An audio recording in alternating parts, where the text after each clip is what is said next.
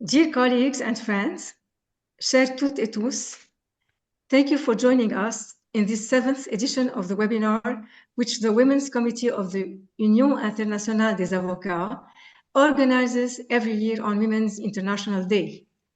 Our main topic today is Equal Opportunities at Work, Evaluation and Perspectives. L'égalité des chances dans le cadre professionnel, bilan et perspectives. We are pleased and honored to begin the session with the president of the UIA, Fernando Hernández Gómez, who will deliver the opening remarks. Fernando, thank you for being with us today, and the floor is yours. Thank you, Elizabeth, and congratulations to you and to the whole committee. Congratulations to all the women of the UIA for the International Women's Day. I think this is a great initiative. It's a very interesting program. Speakers top class. So I'm very sure it will be a very good session. And I look forward to hearing from all of the speakers and all of you. Thank you for the initiative again. And I'm here to assist and help any one of you in whatever you need. Thank you again. Well, thank you so much, Fernando. We appreciate a lot your commitment to advancing women's rights and your continuous support to our activities. It means a lot to us. So, my pleasure. Dear all, International Women's Day is a day of a great importance. It provides the opportunity to pay tribute to women all over the world who struggle to end all violations against their rights, and to the victims of these violations who need our support.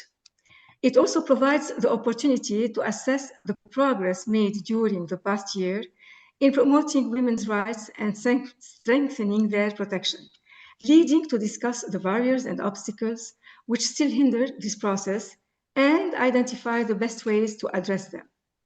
But International Women's Day is a very special day for our Women's Committee, as we celebrate every year on that day the anniversary of the Charter of Fundamental Principles on Access to Justice for Women Victims of Violence that we proclaimed in Paris on 8 March 2022. This year is the 4th anniversary of the Charter, which has been signed by 40 bar associations from different countries. La Charte exprime la préoccupation du Comité quant au phénomène de la violence à l'égard des femmes et les nouvelles formes qu'elle prend, que ce soit sur les réseaux sociaux ou dans le monde du travail, ou aussi à travers l'intelligence artificielle par les informations empreintes de discrimination qui pourraient y être relayées et ainsi perpétrer des stéréotypes nourris par des préjugés non fondés qu'il est urgent de neutraliser. The Charter declares explicitly that all women have the right to live a life free from all forms of violence, and victims have the right to competent and highly qualified legal services, and to legal aid if they lack sufficient means. You can see on the screen now the Spanish text of this charter, as we have it in 3 languages, English, French, and Spanish. And I invite you all to read it. Et je vous invite toutes et tous à lire la Charte des principes fondamentaux sur l'accès à la justice des femmes victimes de violences. Elle est disponible en français, en anglais et en espagnol sur le website de l'UIA. Je vous invite aussi à la présenter à vos barreaux et à les inviter à la signer. Ensemble, nous pourrons comme ça protéger les femmes contre toutes sortes de violences. Combating all forms of violence against women and undertaking the appropriate measures to promote the fundamental rights of victims is one of the major priorities of the Women's Committee. It requires urgently a holistic and global approach to succeed to achieve this objective. That's why we are working on the creation of a social environment respectful of women and their rights. This is the project of our Women's Committee for 2026. Donc, pour atteindre notre objectif et préserver les droits des femmes contre toute violation, notamment contre la violence, la discrimination et toutes autres violations, nous travaillons sur un projet cette année qui est le développement d'un environnement social respectueux des femmes et de leurs droits. Et je dis bien respectueux des femmes et de leurs droits, parce qu'il est très important aussi de respecter les femmes et de respecter leurs droits. Évidemment, pour instaurer un tel environnement, éradiquer la violence sous toutes ses formes est une urgence absolue. Dans ce contexte, le sujet de notre session aujourd'hui met en évidence la nécessité de généraliser le respect de l'égalité des chances pour mettre fin à la discrimination, l'une des formes les plus pernicieuses de la violence à l'égard des femmes, d'autant plus qu'elle n'est pas visible, mais néanmoins entraîne des conséquences aussi graves que la violence physique. Elle constitue un obstacle à l'avancement des carrières professionnelles des femmes qui la subissent, mais aussi à leur bien-être au travail et dans leur milieu familial. Avant de passer la parole à nos orateurs, je voudrais vous informer que si vous avez des questions à poser, vous pouvez les écrire dans la chat box et vous pouvez également les écrire en espagnol. Notre oratrice Milagros se fera un plaisir de les traduire aux orateurs, aux autres orateurs.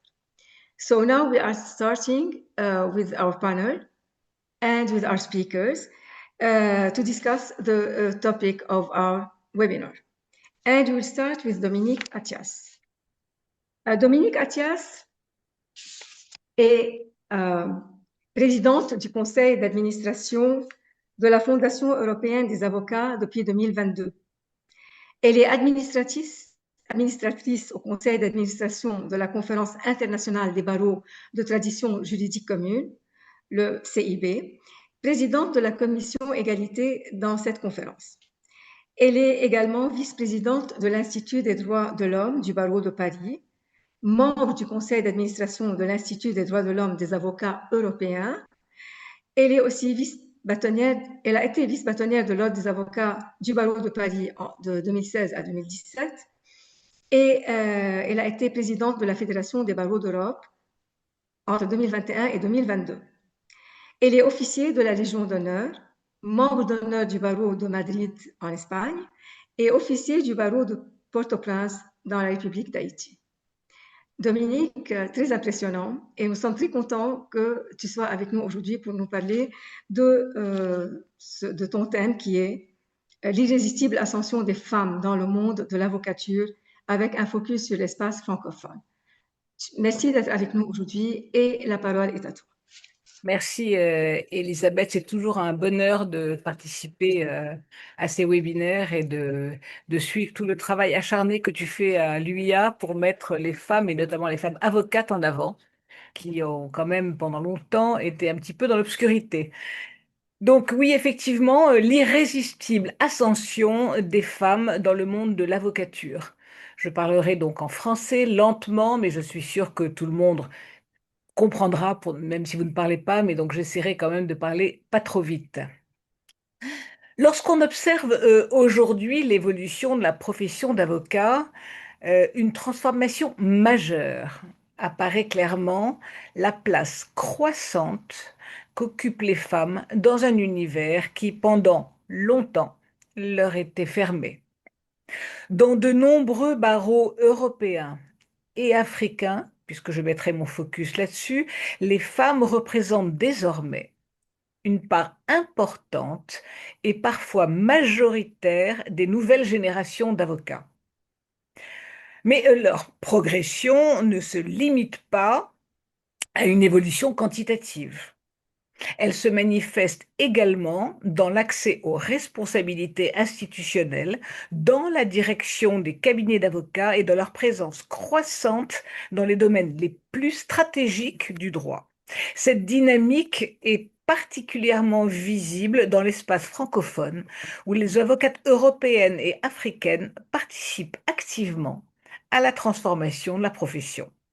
Il est donc intéressant de s'interroger sur cette évolution.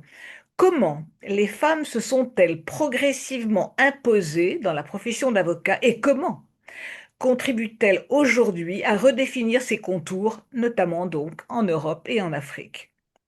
Pour répondre à cette question, je vous proposerai d'aborder successivement 4 aspects qui sont tous en lien. La féminisation de la profession, vous avez donc sur vos ordis, vous avez un petit peu le plan, donc je vais passer. Et donc, je vais commencer directement par la féminisation de la profession d'avocat dans l'espace francophone. Notre profession connaît aujourd'hui une féminisation particulièrement marquée dans de nombreux pays. Pour prendre le mien, la France, les femmes représentent désormais une proportion très importante des nouveaux inscrits dans les barreaux. Le taux de féminisation n'a cessé de croître ces 25 dernières années avec un point de bascule en 2009 où les femmes deviennent majoritaires dans notre profession. En 2024, c'est-à-dire très récemment, 2 tiers des nouveaux entrants dans la profession sont des femmes, à hauteur de 66%. Ce qui est intéressant, c'est de voir que les hommes entrent, d'ailleurs plus âgés, dans la profession que les femmes. 75% des femmes prêtent serment avant l'âge moyen d'entrée dans la profession, qui est de 28 ans et 9 mois, contre 62% des hommes, et un quart de ces hommes entrent dans la profession après 31 ans, contre 15% des femmes. Cette évolution se retrouve également dans plusieurs pays européens, comme la Belgique, l'Espagne ou l'Italie, où les facultés de droit comptent aujourd'hui un nombre très élevé d'étudiantes. Dans l'espace africain, notamment francophone, cette dynamique est également perceptible.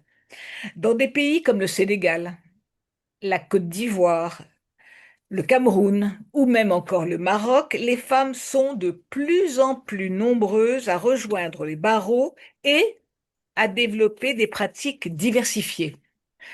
Cette évolution traduit non seulement l'accès croissant des femmes à l'enseignement supérieur, mais aussi une transformation plus profonde de la sociologie de notre profession.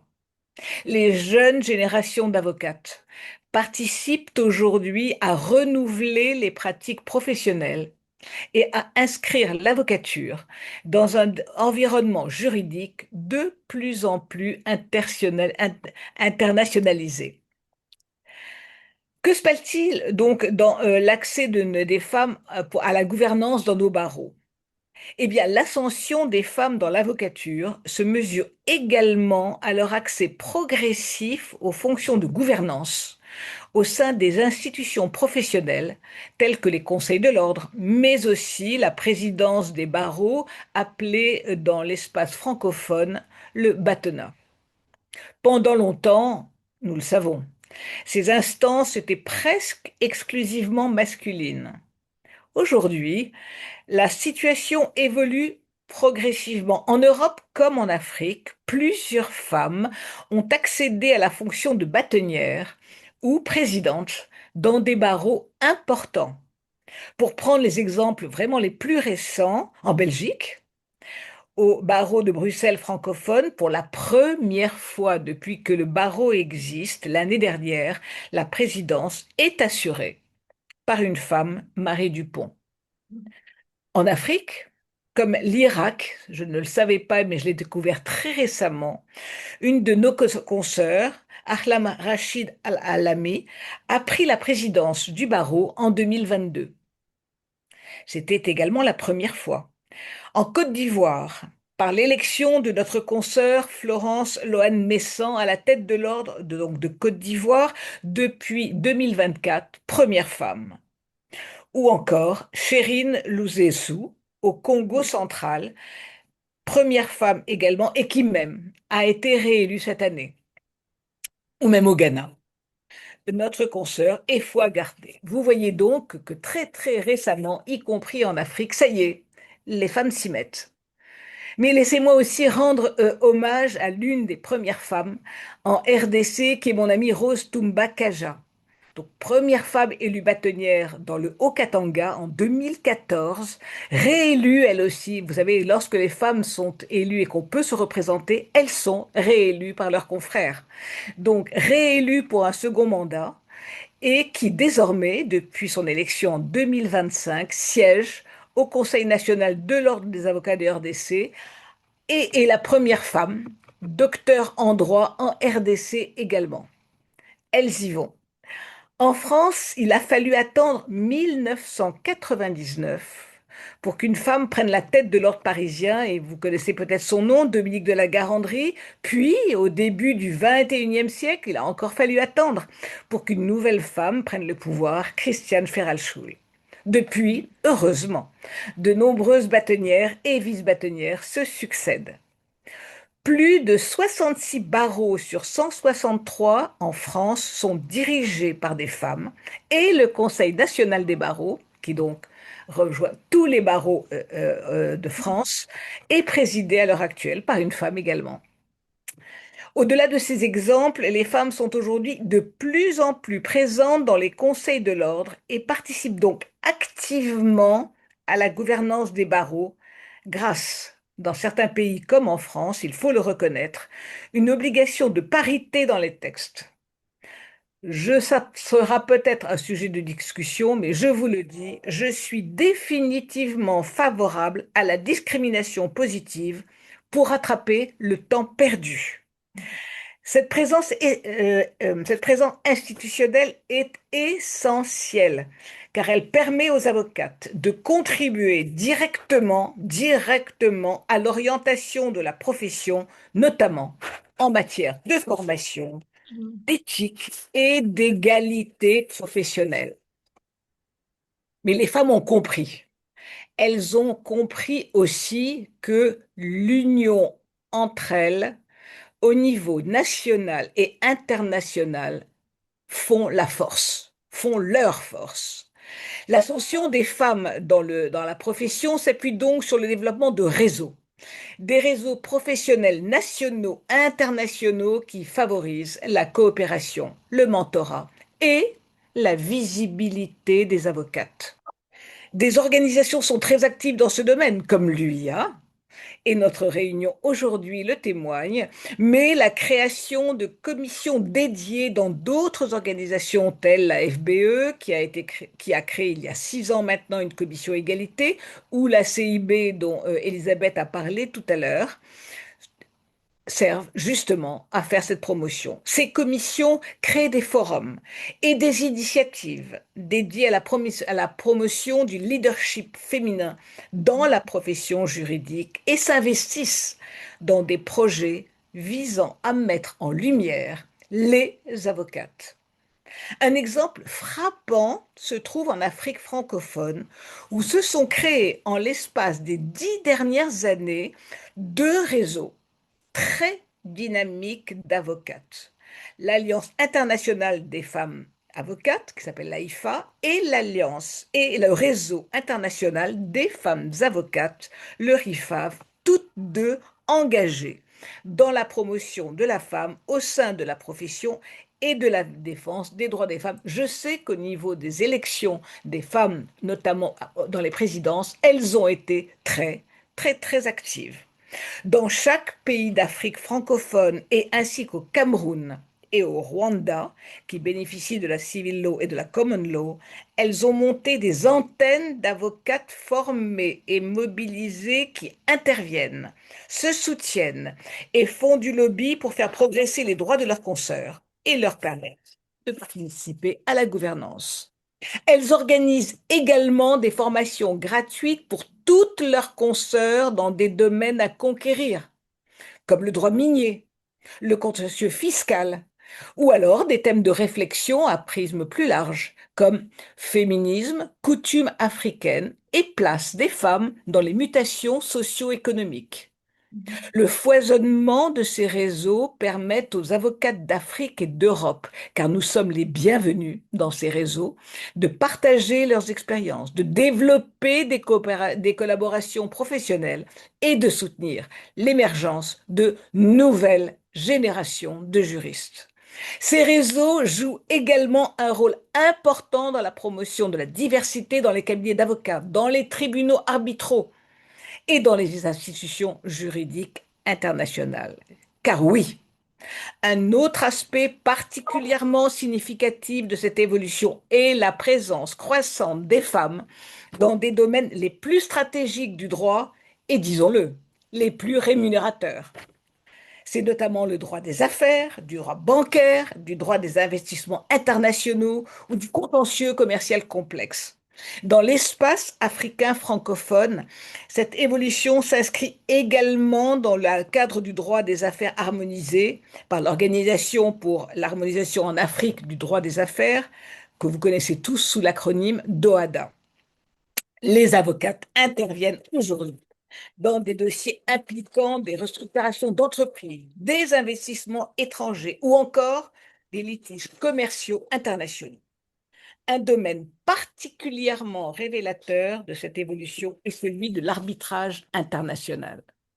Longtemps dominé par un cercle relativement restreint de praticiens, l'arbitrage connaît aujourd'hui une ouverture progressive à une plus grande diversité de profils, notamment féminins. En France, les avocates arbitragistes sont nombreuses et reconnues, telle notre consoeur Laurence Kiffer, bien connue à l'UIA, ou Valence Borgia, féministe convaincue qui a monté un cabinet qui s'appelle Médici avec 2 consoeurs, cabinet exclusivement féminin. Plusieurs avocats africaines, plus spécialement issus du monde anglophone, illustrent aussi cette dynamique. On peut citer Ndanga Kamo, spécialiste reconnu de l'arbitrage international, ou encore Funke Adekoya, figure importante du droit des affaires et arbitre impliqué dans de nombreuses procédures internationales. Ces parcours illustrent une réalité essentielle. Les femmes, et notamment africaines, participent aujourd'hui pleinement à l'évolution du droit international des affaires et à la régulation des échanges internationaux. Que vous dire, pour terminer, que l'ascension des femmes dans le monde de l'avocature constitue sans doute l'une des transformations les plus marquantes de la profession au cours des dernières années. En Europe comme en Afrique, les femmes ne sont plus seulement présentes dans la profession, elles participent désormais à sa gouvernance, investissent les domaines les plus stratégiques du droit, contribuent activement à son évolution. Cette dynamique ne représente pas seulement une avancée en matière d'égalité professionnelle, elle constitue également un facteur d'enrichissement pour l'ensemble de la profession juridique. Et il est certain que dans les années à venir, les femmes continueront à jouer un rôle déterminant dans la manière dont la profession d'avocat s'adaptera aux transformations économiques, technologiques et internationales du monde contemporain. À nous toutes et tous, messieurs, de les aider car toute notre profession en bénéficiera. Je vous remercie. Merci beaucoup, Dominique, à toi. C'était passionnant cet exposé que tu nous as donné maintenant. Et il y a des idées très intéressantes que tu as proposées. Tout était intéressant, mais surtout, je retiens 2 idées qui sont vraiment importantes.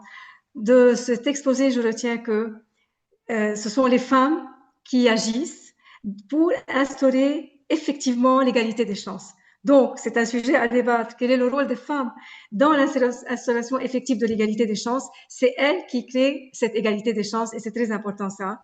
Et tu as parlé de la discrimination positive ou les quotas. Et c'est toujours un problème qui se pose. Et moi, je suis tout à fait d'accord, malgré le fait que beaucoup de gens n'y croient pas.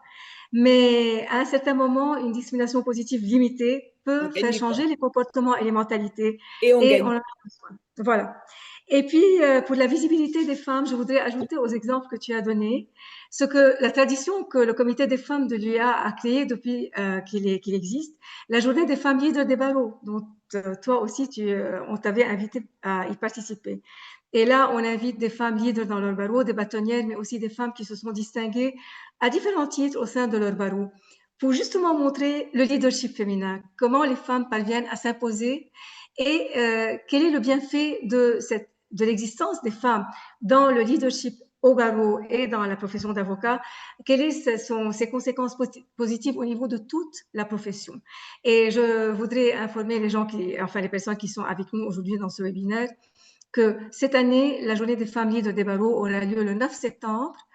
Et c'est un webinaire et les inscriptions sont gratuites. So I was talking about our women leaders of the bar day that you organize every year to celebrate women leaders in the bar. This year, this women leaders of the bar day will take place on September 9. It's online and registrations it's totally free of charge, but you need to register to get your link to connect.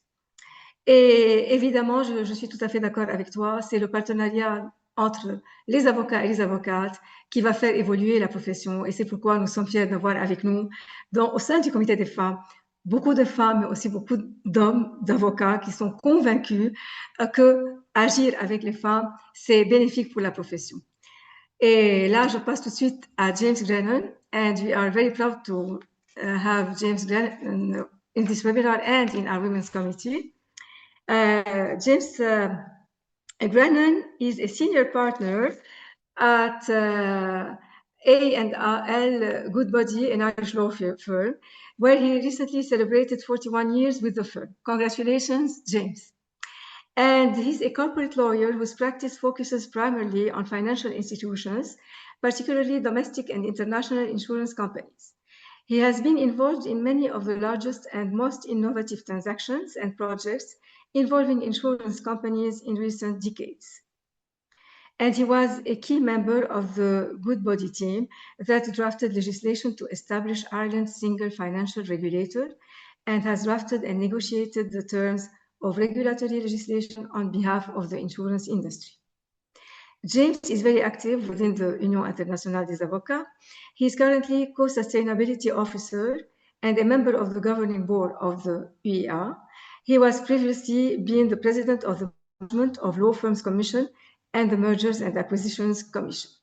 James, thank you a lot for being with us today. You are going to talk to us about empowering female talent based on the experience in your law firm. And I'm sure it's going to be very interesting to learn what are you doing to empower female talent. So the floor is yours. Well, thank you very much, Elizabeth. And I think I should probably stop there. That was such a nice introduction that I can't actually live up to it. But I'll do my best. Now, the first thing I'm going to have to do is share my screen with you. So if you'll bear with me for a moment, I'll share those slides. You might confirm when you can see the screen. Can you see that now? Yes. Yes, excellent. Okay. Right. Well, I can't follow that, Dominique. I can't follow that talk about all those incredibly talented and eminent female lawyers. But the feminization of the profession, which you spoke about, for example, in Francophone Africa, we've also seen take place in Ireland. What we haven't seen and what we really need to see is all of these wonderful young women who come into the profession, staying and thriving and really succeeding in the profession. And so my firm has recognized this issue and has been taking some steps to try to address it. We're on a journey, but I thought it might be interesting to share that journey with you and to let you know some of the initiatives that we're taking to try to address it. I should probably say au début, mon français est épouvantable, y hablo muy poco espagnol, vino, cerveza, ¿vale? Alors je vais parler en anglais. And with that caveat, I'll move on. So I suppose we need to start with the beginning. Empowering female talent, the title of this talk. I actually put quite a bit of thought into the title. And the reason for that is it's very important to understand that what we're talking about is empowering female talent. It is not about supporting, helping, or making allowances for female lawyers. Actually, we have very capable female lawyers who don't need our help, don't need us to make allowances for them, don't need us to support them because they're women. They are well capable of doing these things themselves. So what this is about is creating a level playing field. That's all we need to do. Give everybody, irrespective of gender, an equal chance to succeed. Some will, some won't. But it is not right that those who do succeed would predominantly be from one gender. There's something wrong if that's happening. So it is also about dismantling conscious or unconscious biases. And this is also extremely important. A very simple example is this business development activities shouldn't be all about sport. There are lots of other ways to entertain clients. And if a firm is focusing on going to this match or that match, and this ball game or that ball game or this horse race, that may well mean that even though they don't intend it to discriminate against their female talent, actually that's how it ends up being. Because if it's a male partner who thinks I've got to bring an associate, you think they're going to bring the lady associate who's not really all that interested in football, or the male associate who's passionate about it? Of course, I think the answer is obvious. It's about internal networking and informal networking with partners. If a partnership is predominantly male, then it is quite likely to be easier for male associates to network informally with the male partners. Again, partners are not intending to network with one gender or the other. It just happens. And this all begins with awareness that these things can happen. And what this does for our business, if we can crack it, this creating a level playing field, is first of all, it enriches our business. It creates a diversity of thought and approach, new perspectives, and retaining really good talent. It expands our talent pool beyond where it may have been traditionally, and attracts new recruits into our business, which is really very important. New recruits are the lifeblood of the future of the firm. Okay? But we can't solve a problem unless we recognize that there is a problem, and we'll try to understand that problem. So, what is our problem? Well, our firm has always attracted extremely well qualified, very capable female graduates. In 2014, for the first time in Ireland, the number of female graduates entering the legal profession exceeded the number of males. And it has pretty much stayed that way ever since. However, if you look at the composition of the partnerships of most Irish law firms, that is not representative of the gender balance at all. And the reason is, at a certain point in their careers, many of these really, really highly talented people start to make lifestyle choices, moving to in-house counsel positions, taking less high-powered roles in the firm. And the reasons to us were not all that clear. We just assumed that people wanted a change. Really, we were tempted to dismiss it as simply a choice that people were making. But actually, the levers almost never went to another law firm that was similar to ours.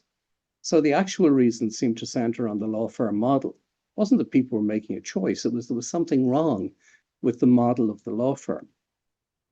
And we're a pretty collegiate bunch. We pride ourselves in that. We really do our best to look after our staff, and we really wanted to get to the bottom of this issue. But also getting to the bottom of the issue was good business. We invest huge amounts of time and money to train and develop our people. And if you lose talented people who you've spent €100,000 training, then you are losing something that you have invested in, and nobody likes to lose on an investment. It makes absolutely no sense to let that just run away. You have to make changes to retain people who you have invested in. Where do you start with all of this? How does a law firm go about, having recognized this problem, addressing it? Well, there are probably lots of different ways to do it, but this is what we did. Back in 2017, we looked at all of our internal policies and procedures, particularly things like our maternity leave policy, to see could we identify obstacles or barriers to female progression in the firm, to talented people thriving. We used external consultants to consult focus groups across our business. The consultants chose those groups pretty much at random. And then we developed plans to empower female talent based on the results of the consultations. And we took those to our people and we said, look, this is what we're hearing. This is what we think you want. Tell us if we're right. We got feedback and we developed some concrete actions following that feedback. So what happened? Well, maternity leave was a key area of focus. And we had never realized it. We have very generous maternity leave. We pay people for 6 or 8 months. They can take additional time off up to 11 or 12 months. We thought we were great. But actually we were being told, no, because a week or two before my baby is due, I'm still working full tilt. There's no allowance for the fatigue I feel. There's no allowance for the fact that I need to offload this work onto other people. At any moment, I may have to go, and I'm on my way to hospital, and I'm on the phone telling people this is what's happening on such and such a deal. We never thought of it. So we introduced a ramp off process where 6 or 8 weeks out from the planned date of maternity, our female colleagues begin to offload their work. And the only objective they have in the last week before they leave is to have absolutely nothing to do. We also have, at the other end, we had a problem with people coming back, having been out for perhaps a year, and suddenly being expected to perform just like everybody else. And it's very difficult. It takes time to get back up to that level of performance. So we introduced a 3-month ramp-on period, during which our female colleagues coming back from maternity leave have reduced budgets, reduced workflows, reduced responsibilities until they get to a point where they're ready to take on a full workload again. Unconscious bias. It's amazing the number of things that are embedded in the backs of our minds that we do not understand are there. And these things inform many, many of our decisions. They go right back to our childhood. And so we took 2 days out for every partner in the firm to do unconscious bias training. Now, this was interesting. This helped people to understand through various exercises and discussions that their decision-making may be based on things that they didn't realize were heavily influencing their decision-making. Assumptions around their female colleagues, for example. So that was it was expensive, take 2 days by all of our partners, not fee earning, but it was a very, very, very well worthwhile investment. We enhanced paternity leave. It was our female colleagues who wanted enhanced paternity leave. And the reason for that was interesting. It was to take away a guilt factor on the part of our female colleagues who were leaving, but more importantly, the guys who were left behind, if you like, were going, oh, well, they get their maternity leave and we have to do all the work. Well, we wanted to normalize the concept of a parent taking time out when a child is born. So we give, I think it's about 2.5 months of paternity leave, where a new father will be able to take time off, be at home, be with his child, and no longer regard maternity leave as something that somebody else gets and I don't get, and therefore feel resentful. And then this is really important, I think, because there will always be informal networking in law firms, and informal networking is one of the key ways that associates can get ahead. So we've instigated many years ago a mentoring and sponsorship program for particularly our junior female partners, some of our senior associates as well. And that's led by senior equity partners, both male and female. And it's part of a broader initiative we call FLI, F-L-I, Female Leadership Initiative. And the idea is to level out some of the informal mentoring that male associates may get working on deals or interacting informally with male partners. some of which might, of course, been informed by unconscious bias. A few other things we've done. We've created alternative career path options. For some people, particularly our female colleagues who've been out for a few years raising children, for example, don't want to come back to full partnership responsibilities. We've created an of-counsel role, which is very like a partnership, but without a lot of the non-fee earning responsibilities, the business development, the administration, and so on. Our DARE program, this is Daily Action Real Equality. This is a senior partner-led initiative, and we've introduced a number of measures under it, such as targeting lateral hires of female talent. Dominique, you mentioned positive discrimination. We don't necessarily engage in positive discrimination. We actually don't think it's necessary because the ladies are good enough on their own. It's just giving them a chance. That's what matters. And therefore, bringing in some strong female talent into the firm has worked extremely well for us. We don't have any quotas for hiring people of any gender, but we do make sure to interview female candidates and make an effort to do that. And this actually has resulted in hiring far more senior females than males into our firm, which is interesting when you think about it, because it must have been an unconscious bias that in the past prevented that from happening.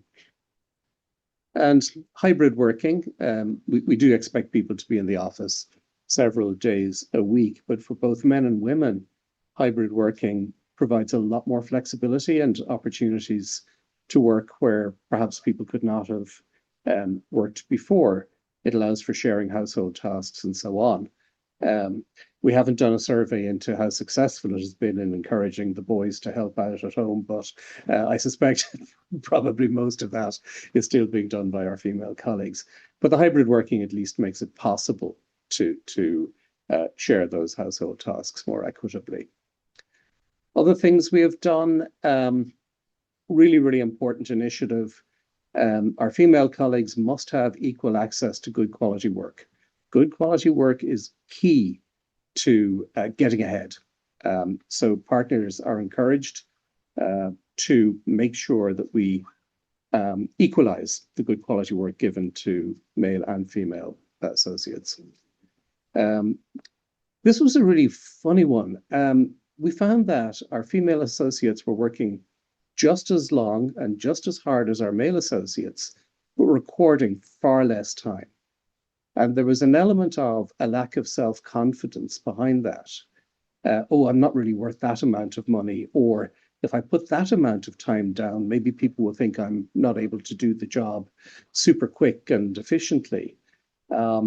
And getting behind that and saying, no, absolutely not, you are worth that amount of time and you really must record your time has made an enormous difference. Particularly here where, you know, stellar fee earning performances will drive good bonuses, will drive promotions and so on. Equal business development opportunities. Don't always bring the boys to the business development opportunity. You know, we have to even that out. And that also makes a huge difference. Our deal teams are now gender balanced. We make a conscious effort to make sure that good female colleagues as well as good male colleagues are brought into our deal teams to get that experience, to get that exposure to clients, and to get those feelings that go with being on the big deals. Again, our Daily Action and Real Equality initiative has champions on every individual team in the office. We have 2 on my team, and I can tell you they don't let me get away with much, but they promote and develop initiatives. There are lots of talks, seminars, external motivational speakers. We had a very high profile lady barrister from the UK in the office yesterday. She works with Amal Clooney in international human rights cases. Very, very impressive lady, very capable. And this provides a fantastic role model for our young women as well. And it's motivational to see people who have succeeded in that way. We run lots of courses, and then there's the social side, the drinks, the coffee mornings.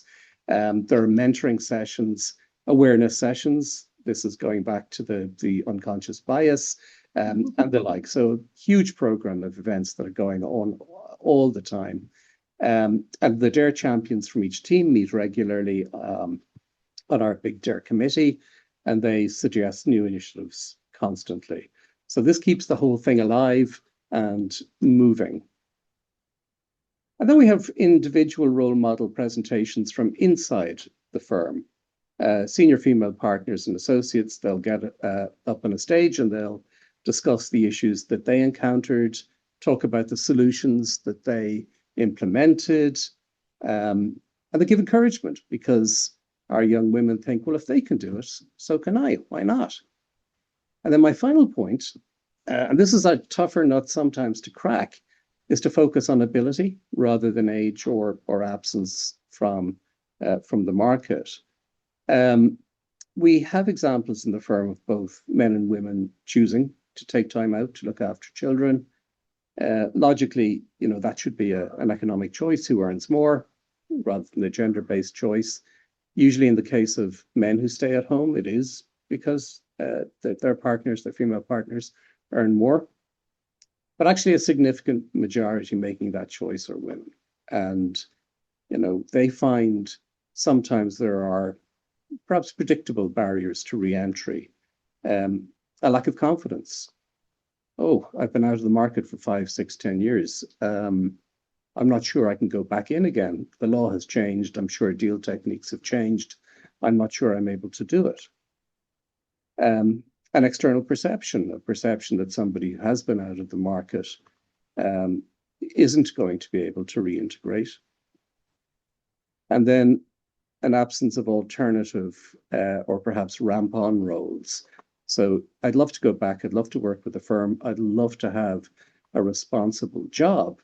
I just don't think I'm ready to go back into fee earning. So is there something I can do that might act as a bridge to get back in, or as an alternative? And so we have some of those roles. We try to focus on the person's ability, of what we think they can do, as opposed to when they last did it. So we have one lady who's super. She worked as a senior lawyer in another firm for quite a number of years, took about 10 years out, and then came back to us in her early 50s. Didn't want a role as a fee earning lawyer per se, but has taken a role in our solutions business, which is, I'm never entirely sure what they do. There's a lot of them, and I think they mainly do project management. They write software for clients, and they provide a service in conducting large-scale discovery exercises and the like. But she's fabulous. She marshals all the paralegals, tells them what to look for, but without having the primary client-facing responsibilities. So that works really well. We have professional support lawyers. These are people, predominantly women, I would say, who keep us all up to date on what's happening in the law, help us with research sources, that type of thing. And we have our own internal risk team as well, with some senior female colleagues predominantly, making sure that we stay within the lines in our own professional responsibilities. So that is a fairly quick run through the result of many years of work here in the firm. Lots of initiatives, all designed to do one thing, which is to make sure that our female colleagues have an equal chance to succeed and thrive along with their male colleagues. And so far, fingers crossed, it seems to be working. That's it. Thank you. Thank you so much, James, for sharing with us the initiatives that you implemented in your law firm. I liked a lot the explanation you gave about empowering, what you mean by empowering female talent. It says it all. Hein? Donc, valoriser le talent féminin, give women the chance, et puis créer des conditions équitables de travail, neutraliser les stéréotypes et les préjugés non fondés, et donc, pour cela, changer les modèles dans les cabinets d'avocats. Mais I would have a question that I will ask you later, but I'm talking to you now about it. Unconscious bias. How to put an end, a final end to unconscious bias and to stereotypes. How to do it. So at the end of the presentations, kindly tell me, what did you do? Are trainings enough? What should be done to eradicate it if we can? And this is one of the dimensions of the project that you are working on in this year, the social environment, which is respectful of women and their rights. So thank you so much. And now I'm very glad to welcome Milagros Poal Mandresa Cantarell as a speaker in our webinar. Milagros est une avocate de renom et l'associée fondatrice du cabinet ADL Synergie, qu'elle a créé après avoir exercé au sein d'un grand cabinet d'avocats international. Elle est aujourd'hui médiatrice, conciliatrice et experte reconnue en droit international et en résolution de conflits. Depuis plus de 10 ans, elle joue un rôle clé au sein de l'Union internationale des avocats, où elle a présidé la commission droit des contrats pendant 5 ans et où elle occupe actuellement le poste de directrice des séminaires. Très engagée sur les questions d'égalité, Milagros apporte son expertise de 5 ans à la Commission des relations internationales de l'Ordre des avocats de Barcelone. En tant que membre actif, elle s'investit pleinement dans la promotion de l'égalité et le développement des relations juridiques internationales. Milagros va nous parler de l'autonomisation des femmes leaders dans le droit, de la lutte à la conviction. Et Milagros, thank you for being with us today, and the floor is yours. Thank you so much, Elizabeth. Thank you, everybody. Let me try to share my screen.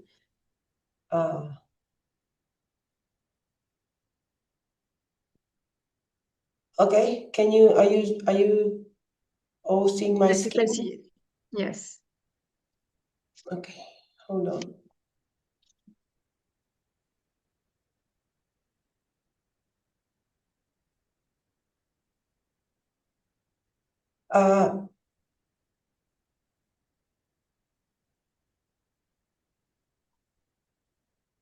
No, excuse me. This is the one I want to share.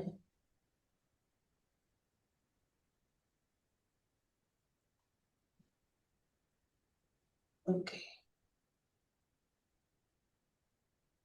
Okay, I think we have it here. Thank you, everybody. Thank you so much to the UIA. It's always a pleasure, and especially thank you to Elizabeth to having me here. It's always a must for any of us to use a micro available for standing for equality. So I'm very happy to be here.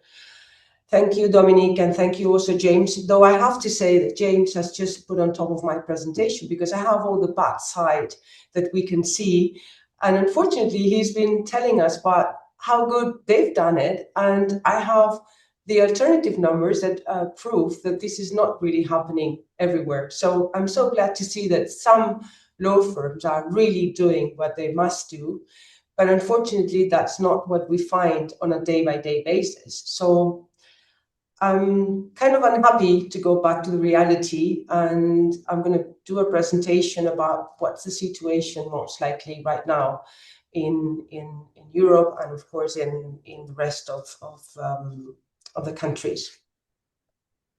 Let me just start with a personal reflection. That was breaking barriers in leadership, and that I have to go back to 2016 when I was joining the UIA, and we were in a congress in Budapest. And what happens that year is that for the first time in history, the UIA elected a woman as a president. That was Laurence Bory. At that moment, I was not yet a member of the executive committee, but I was present at the closing ceremony. Many of our colleagues keep repeating one thing, that she was a woman. I wondered, why the main focus was on something so obvious. We all saw that she was a woman, instead of focusing on Laurent's brilliant, outstanding career as a lawyer. Later that night, I understood. I found out that the UIA was founded in 1927. It took only 89 years for a woman to become a president. That fact alone showed how long it had taken to break the barrier and how significant that moment was at that time. So when we talk about equal opportunities in the workplace, we often speak in principles. In the legal profession, however, there is a very concrete indicator who finally reaches the partnership stage. Today, I want to share 3 things. First, what the numbers tell us about the partner gap. Second, how many talented women leave large firms on their career progress. Third, what change move the needles, not slogans, not governments, but maybe incentives, accountability, and culture. What leaders can measure, what firms can redesign, and what each of us can do to make progress measurable. I want to show, okay, here is, that's taken out of a newspaper related with the this week of the Women's Day of the 8th of March. And that was published on the Cinco Días, is a very well-known newspaper here in Spain. Okay, we see there's the glass ceiling, no? What is really happening? We can see in the large firms, women can be close to parity in the associated population, but the representation drops at the partnership level. In Spain, for example, women are around half of the lawyers in major law firms, yet only 1 in 5 partners are women. The pattern is not uniquely Spanish. German is lower, UK is probably higher, and US is similar. Different markets, same structural outcome, and the pipeline narrows precisely at the point where authority and ownership are allocated. If time were the only issue, the numbers would improve on their own, but the sharp drops partnerships suggest the system works differently at senior levels. Ruth Ginsburg once said, "Fight for the things that you care about, but do it in a way that would lead others to join you." That is a useful frame for the professional. The goal is not just to raise awareness. It is to build the structures that makes others, especially decision makers, join the change because it's aligned with firm performance and fairnesses. Let's go back to numbers.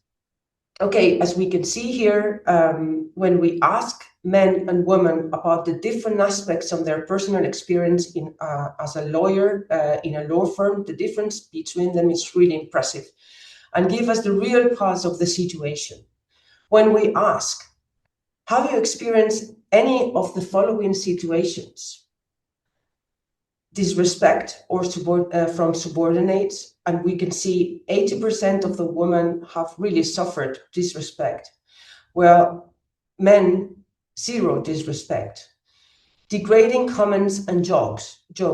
75% of the women have really suffered from degrading comments. Plus, otherwise, 8% of the men declared to do so.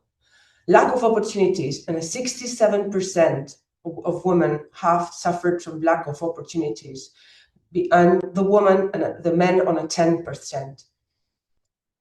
Accusation of lack of a commitment, that's a 63% over 2% for men.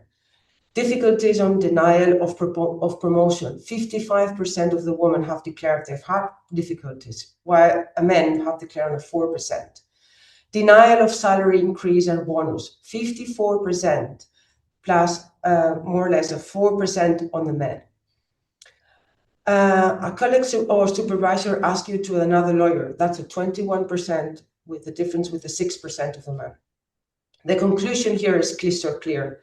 These numbers suggest that men and women are often working in the same firms, but experiencing very different workplaces. When men reach leadership positions without having experienced these situations, they may underestimate how common they are. These are not isolated incidents. They point to structural patterns in the workplace. Women's authority is more often questioned, and women may face reputational penalty. Okay, why do we women leave? The situation is very clear, because there's a caring responsibilities for family members and close relatives. There's a stress level, there's business development obligations, there's number of billable hours. They don't want to practice law anymore. Their work-life balance is really hard. They have personal health, career advancement opportunities, compensation, and sexual harassment or fear realizations. So why do women exit large firms earlier or greater numbers as career programs? Research from the American Bar Association surveys senior lawyers in major US firms points to two cluster reasons.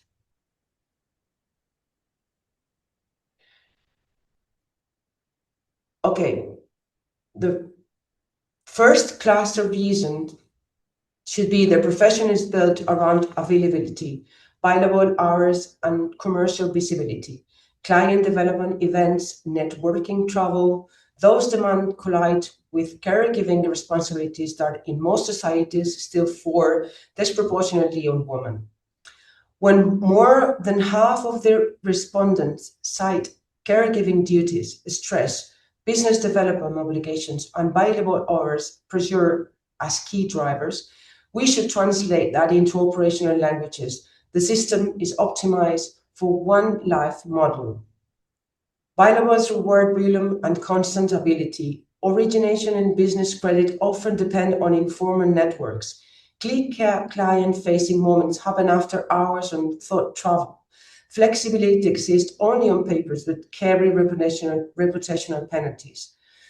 It's not about reduced ambition. It's about friction. When the system forms a trade-off year after year, women are pushed off.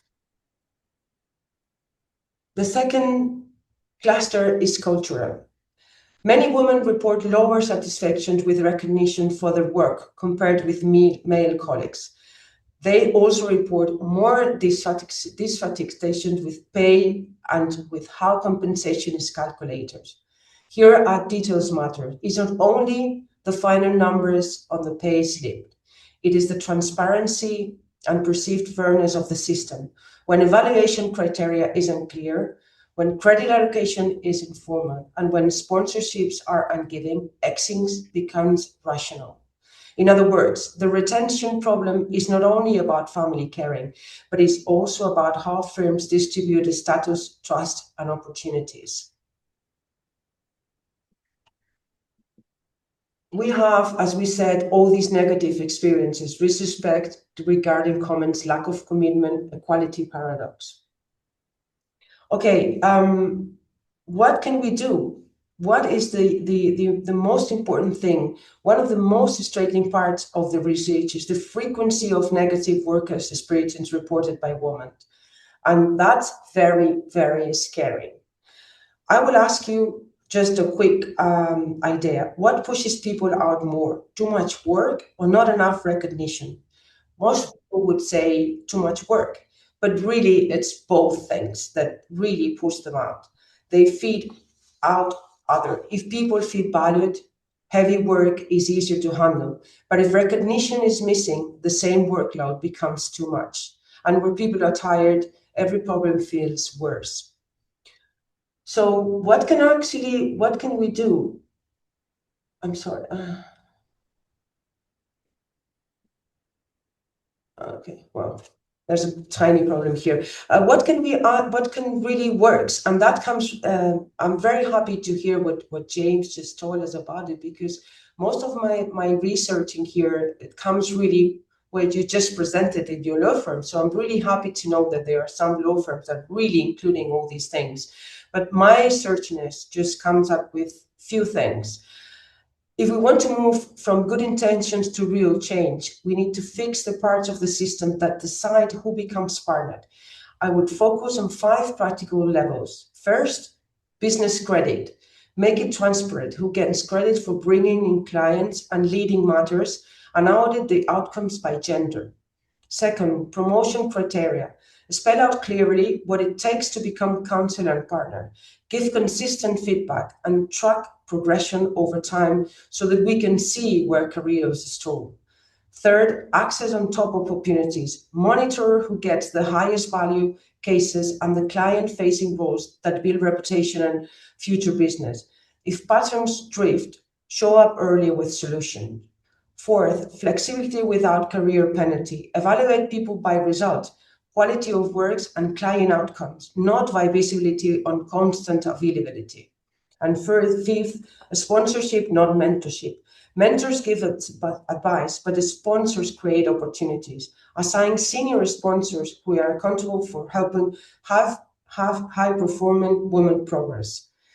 If a firm wants a simple way of measuring, it can be these: who stays, who progresses, who leads, and who receives business credits. That could be mostly many important things.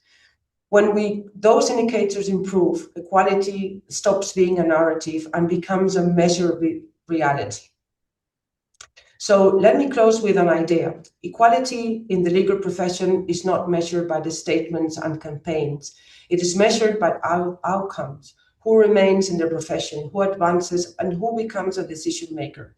If we redesign incentives, clarify credit, and build cultures of respect, firms do not lose talent, they compound it. And empowerment is not only about waiting for the chance, it's about being part of the change. Each of us here has the power and responsibility to lead, not just for ourselves, but for those who come after us. So I will really encourage you, let's empower and let's lead, and let's make sure that progress doesn't stop here. The future is ours to shape. So thank you so much. Well, thank you so much, Milagros, for talking about what's happening, really. And maybe what should be done to get where James in his law firm has already been.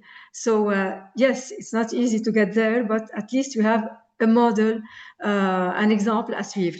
Mais je retiens de votre présentation un problème que vous avez soulevé, c'est l'équilibre entre la vie de famille et la vie professionnelle. Et c'est toujours ce problème qui se pose partout. Et il faudra également là aussi mettre fin à ce problème-là, qui est, comme vous l'avez dit, qui est clairement et de façon très transparente, des mesures à prendre, des modèles à suivre pour que ce problème ne se pose plus. Et puis, vous avez parlé également de la reconnaissance. Évidemment, beaucoup de femmes avocates sentent qu'elles ne sont pas légitimes. Même si elles sont excellentes dans ce qu'elles font, elles ont toujours l'impression qu'on les regarde comme étant illégitimes dans ce qu'elles font, qu'elles ne sont pas à la hauteur. Ça doit changer. Tout ça, c'est ancré dans la culture, dans les stéréotypes et dans les préjugés. Et là, c'est toujours la question que je vous pose à vous tous.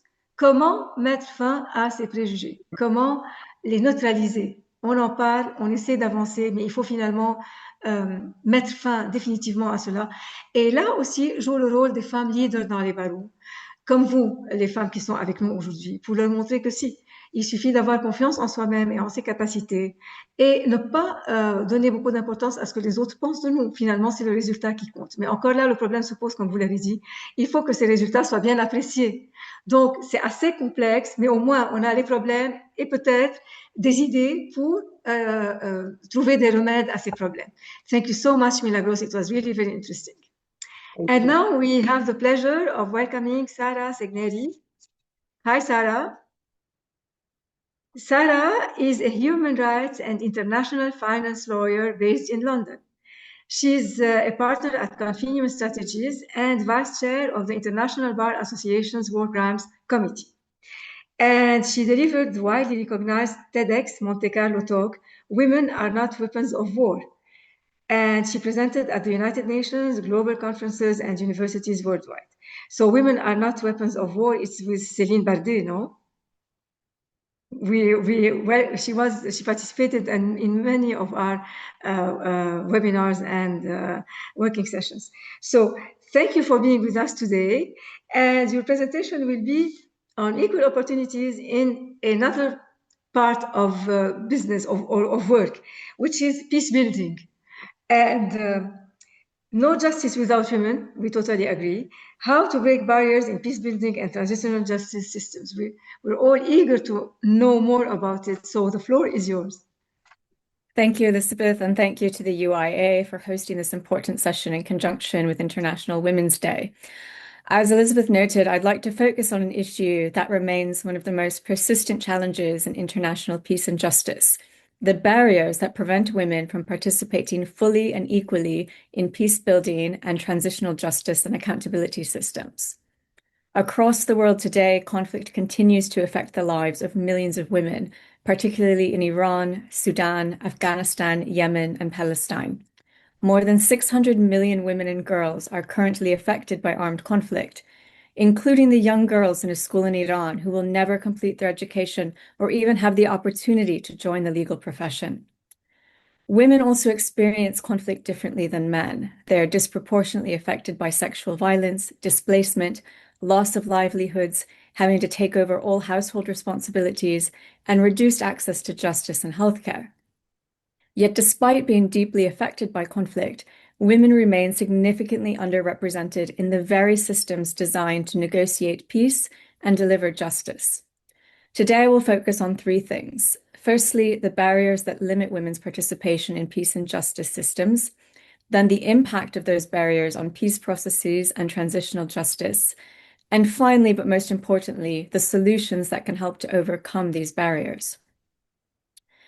First of all, the structural barriers to participation. And the first of these involves the institutional barriers, which we've started to hear some of this from the other speakers and their great interventions looking at the private sector. And these are important because they play a role when we expand this out into peace building and transitional justice. Peace negotiations, mediation teams, and justice institutions remain overwhelmingly male-dominated. Recent data shows that women made up only 9.6% of negotiators in peace processes in 2023, 13.7% of mediators, and only 26.6% of the signatories to peace agreements. Looking at longer-term trends and historical data, the numbers are even lower. Between 1992 and 2019, women represented only 13% of negotiators and 6% of mediators in major peace processes globally. This imbalance reflects broader patterns within political and legal institutions. Many negotiation teams are drawn from political elites, military leadership, legal institutions, and diplomatic circles, all of which remain heavily male-dominated, as we've already heard. As a result, women are often excluded from decision-making before the negotiations even begin. Across truth commissions globally, women typically make up only 20 to 35% of commissioners. In post-conflict justice systems in many parts of the world, including Africa, Latin America, and Asia, women may only hold 10 to possibly 30% of judicial or prosecutorial positions. These numbers demonstrate that the barriers women face are not accidental. They're embedded within institutional structures and professional pipelines. A second category of barriers relates to professional access to the legal system. In many countries, women remain underrepresented within the legal profession itself, particularly at higher levels.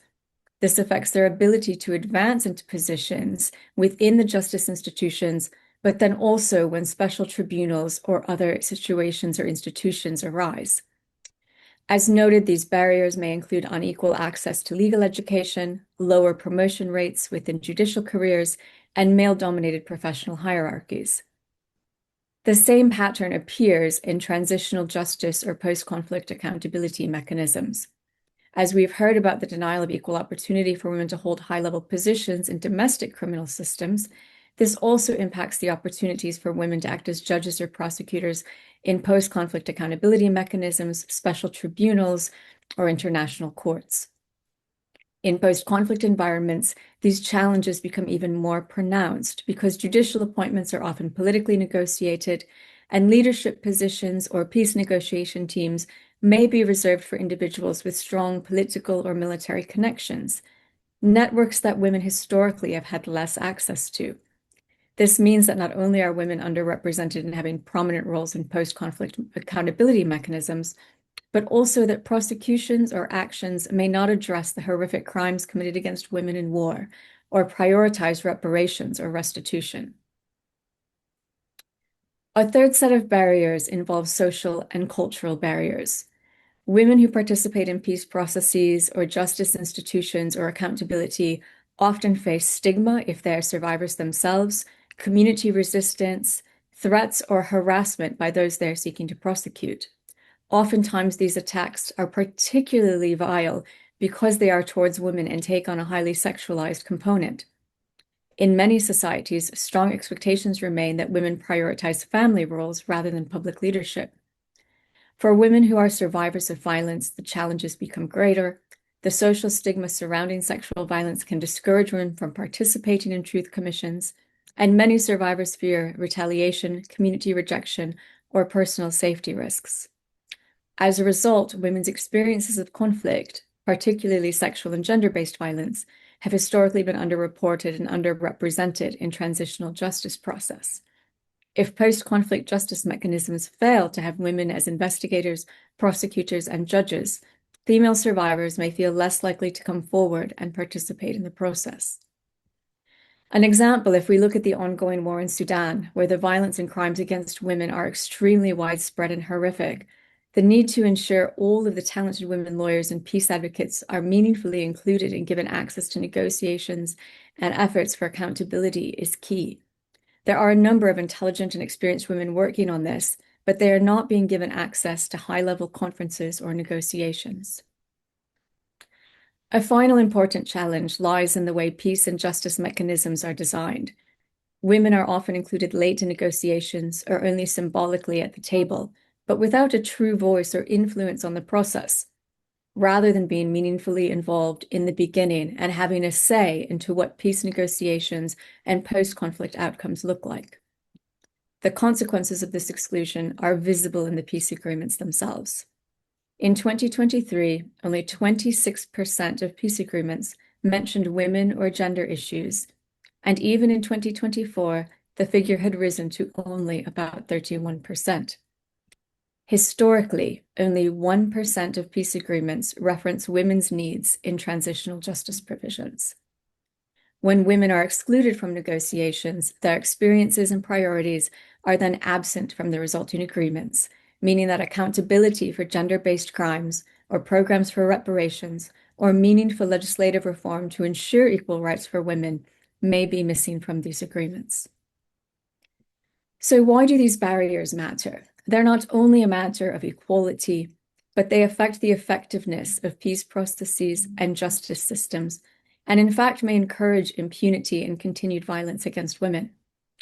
Research consistently shows that peace agreements are more durable when women participate. When involved in negotiations, peace agreements are 20% more likely to last at least 2 years and 35% more likely to last 15 years. Women also play a critical role in documenting human rights violations and advocating for victim-centered justice. If able to participate, this can lead to broader documentation of human rights abuses, recognition of sexual and gender-based crimes, more inclusive reparations policies, and stronger connections between justice institutions and civil society, all of which are hallmark components for lasting peace. In other words, ensuring women's participation in leadership strengthens the peace and accountability process. Some positive news out of this is that solutions already exist and work is being done. The first is institutional reform and quotas.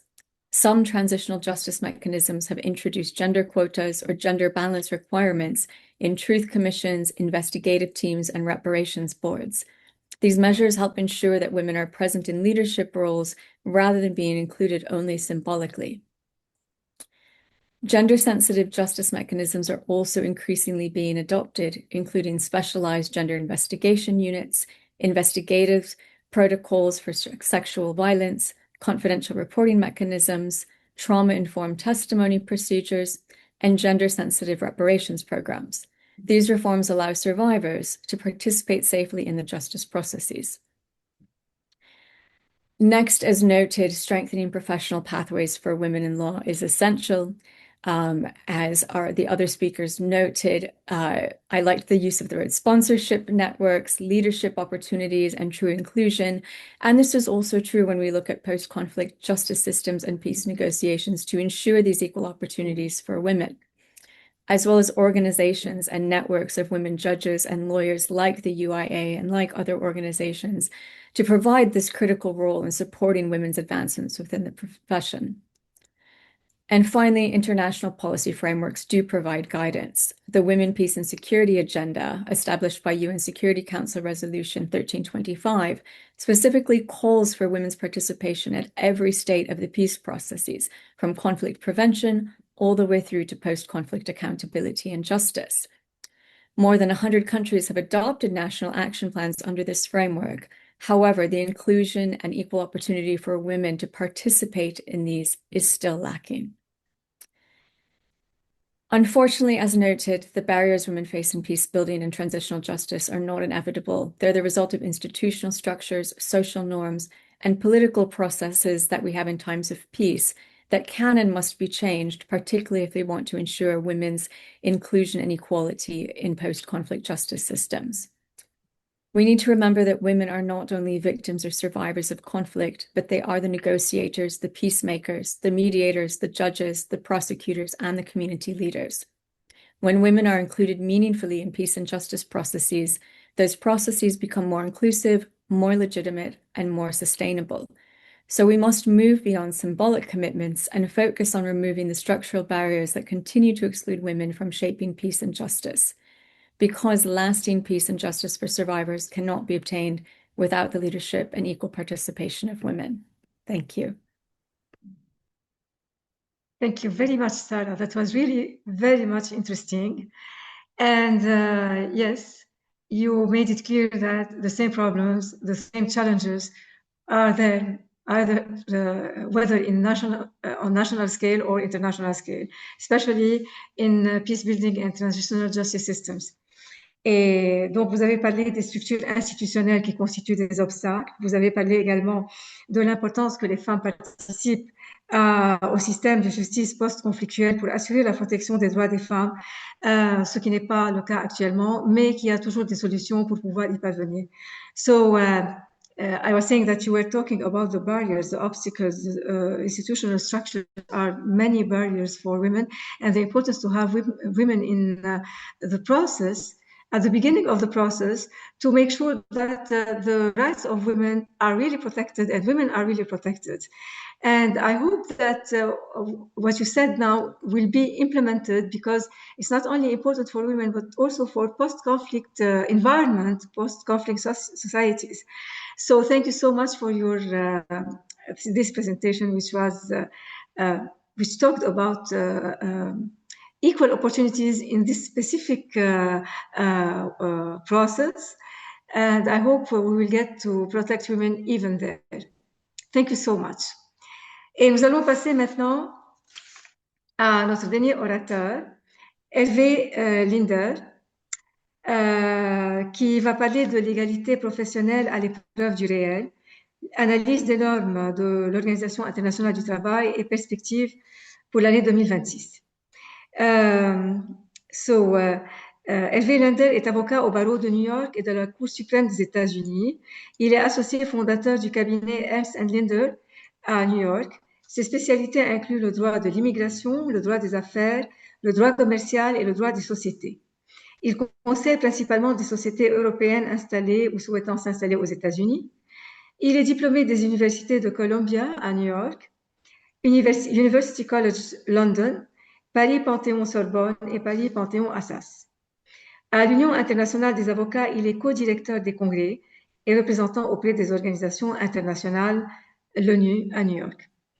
Alors, Hervé, tu es le bienvenu avec nous ce soir. Et voilà, la parole est à vous. The floor is yours. Merci, thank you, Elizabeth. Merci à tous et bonjour ou bonsoir à tous. Donc, effectivement, comme Elisabeth me l'a demandé, on va un petit peu parler des normes de l'Organisation internationale du travail et des perspectives 2026. Donc, je voulais également, dans cette journée internationale des femmes qui vient de passer, saluer les victoires passées, mais on est également ici surtout pour mesurer le chemin qui reste à parcourir. L'égalité des chances dans le cadre professionnel n'est pas qu'une faveur accordée aux femmes, c'est un droit fondamental et un levier de performance économique mondiale. Euh, il faut bien rappeler que le 8 mars n'est pas une célébration de la féminité, mais est un rappel de l'exigence de droit. En 2026, l'écart de participation au marché du travail entre les hommes et les femmes reste près de 25% au niveau mondial. L'égalité des chances n'est pas une évolution organique de la société, c'est une construction juridique volontaire. Et pour parler d'égalité, il nous faut une boussole. Cette boussole, c'est l'Organisation internationale du travail, l'OIT. Depuis plus d'un siècle, l'OIT élabore des normes pour garantir un travail décent. Et aujourd'hui, je vous propose d'analyser notre situation à travers les trois piliers juridiques majeurs de l'OIT, ensuite de dresser un bilan sans concession, puis d'ouvrir des perspectives sur l'avenir. Donc, on va commencer par décortiquer ces trois piliers de l'OIT pour comprendre pourquoi, malgré un arsenal législatif robuste, le plafond de verre reste une réalité physique pour des millions de travailleurs. Donc, pour commencer, le cadre juridique, les trois piliers de l'OIT, il y a trois principales conventions. On va commencer par la convention numéro 100, l'égalité de rémunération. Ce premier pilier est historique. Cette convention a été adoptée dès 1951 et pose un principe révolutionnaire à travail de valeur égale, salaire égal. Il convient bien sûr de noter la nuance valeur égale. Cela signifie qu'on ne compare pas seulement deux personnes sur le même poste, mais que nous devons réévaluer les métiers dits féminins, comme le soin ou l'éducation, par rapport à des métiers dits masculins à compétences, efforts et responsabilités équivalents. Le concept de travail de valeur égale est la pierre angulaire.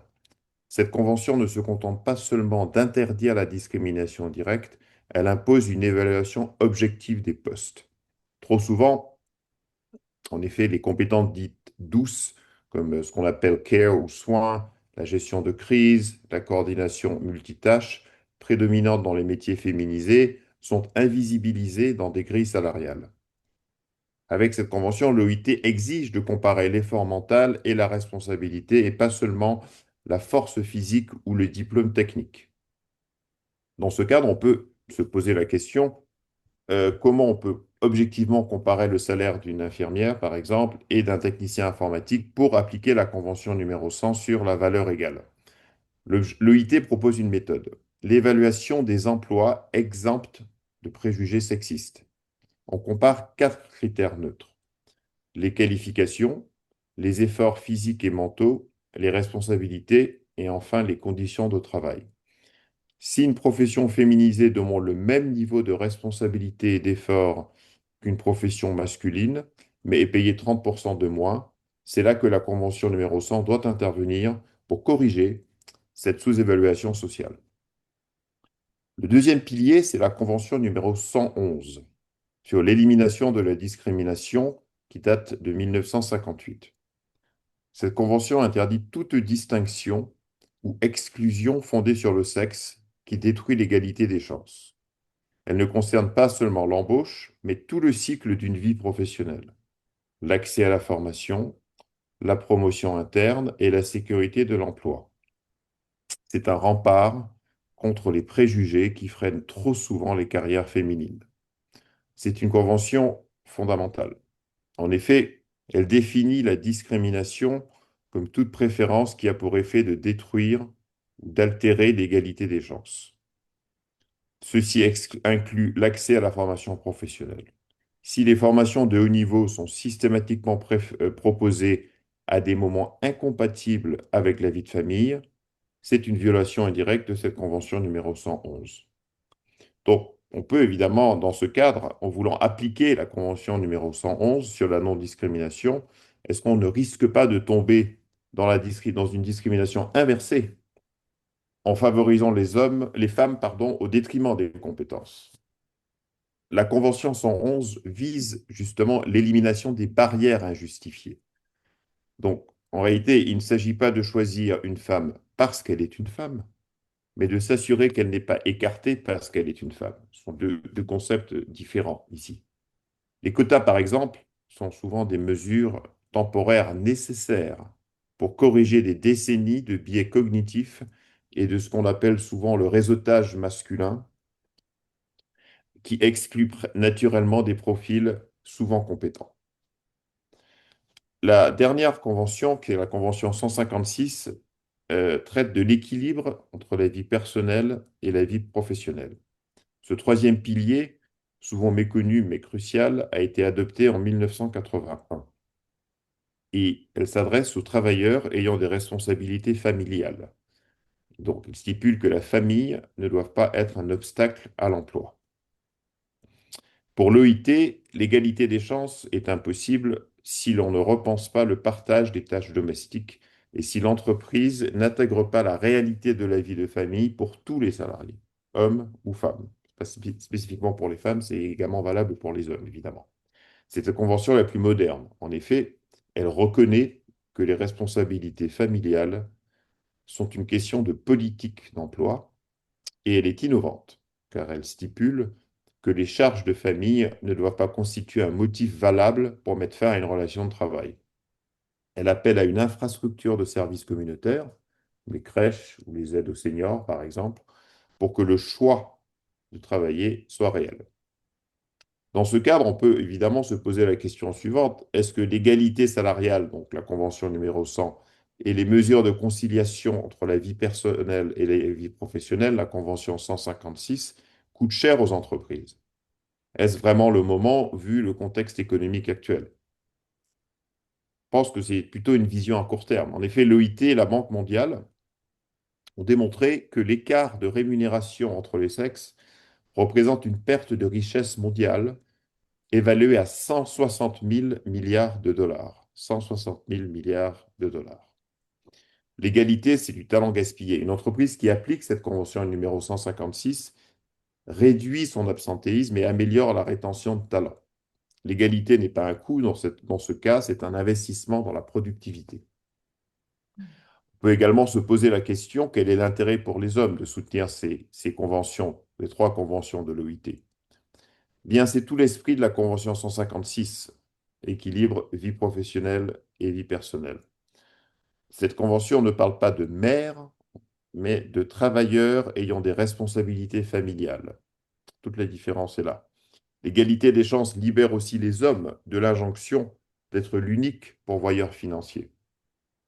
Cela leur permet de s'investir davantage dans leur vie familiale sans être stigmatisés professionnellement. L'égalité, c'est un projet de société globale et pas un combat d'un genre contre l'autre. Ce n'est pas les hommes contre les femmes, évidemment. Donc ça, c'est important de comprendre également. Dans l'utilisation et le but de ces 3 conventions de l'Organisation internationale du travail. Ensuite, il faut faire le bilan entre progrès et résistance. Donc, quel est le constat chiffré? Où en sommes-nous aujourd'hui? Eh bien, ce bilan est contrasté, puisque si sur le papier, presque tous les pays ont ratifié ces conventions, dans la réalité, on le sait, le bilan salarial, l'écart salarial mondial stagne autour de 20%. Pourquoi? Parce que, comme on en parlait tout à l'heure, le plafond de verre persiste. Et ce plafond de verre fait que les femmes accèdent plus difficilement aux postes de direction et sont surreprésentées dans des emplois précaires ou à temps partiel subis. Le mot subi étant important. Il y a également ce qu'on appelle la pénalité de maternité. Et là, donc, le lien avec la convention numéro 156 est important, puisqu'on observe donc, que c'est ce qu'on appelle la pénalité de maternité. La paternité est souvent vue comme un signe de stabilité pour un homme. La maternité est encore perçue comme un signe ou un risque de désengagement pour une femme. Donc c'est important de comprendre ça. Et c'est là que la discrimination devient systémique. On n'écarte pas une femme parce qu'elle est incompétente, mais à cause d'un rôle social préétabli qui est faussé. Donc ça, c'est important. Ce rôle social établi est faussé et c'est là où il y a des progrès encore qui restent à faire. Également, on peut parler de ségrégation horizontale. Les femmes sont encore assignées à des secteurs moins valorisés financièrement. Et c'est le paradoxe. Plus le métier se féminise, plus son salaire relatif baisse. Il y a également la ségrégation verticale. Même avec 50% des femmes à l'entrée des grandes entreprises, la proportion s'effondre à chaque pilier hiérarchique. Enfin, le temps de travail. Le temps partiel forcé ou subi reste à 80% féminin. Ce n'est pas toujours un choix, mais une adoption par défaut à l'absence de partage des tâches domestiques entre les hommes et les femmes. Donc là, peut-être qu'on peut y voir un échec de cette convention numéro 156. Alors, quelles sont les perspectives? Comment construire l'égalité de demain? Premièrement, on peut s'intéresser à la transparence salariale. Plusieurs pays désormais imposent aux entreprises de publier leurs écarts de rémunération entre hommes et femmes. C'est l'application concrète de la Convention numéro 100. En effet, on ne peut corriger ce que l'on ne mesure pas. On ne peut pas corriger ce qu'on ne mesure pas. Ensuite, on a la culture de la flexibilité. C'est la révolution de l'organisation du travail. Le télétravail et la flexibilité ne doivent pas être des aménagements pour les mères ou les femmes, mais une nouvelle norme qui doit s'appliquer à tous, hommes comme femmes.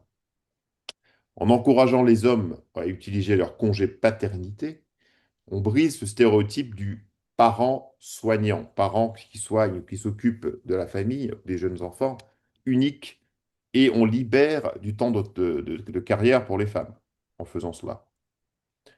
Également, en dernier lieu, on peut parler de l'investissement dans l'économie du soin. On doit revaloriser les secteurs à forte concentration féminine et investir dans les services de garde d'enfants ou de soins aux personnes âgées.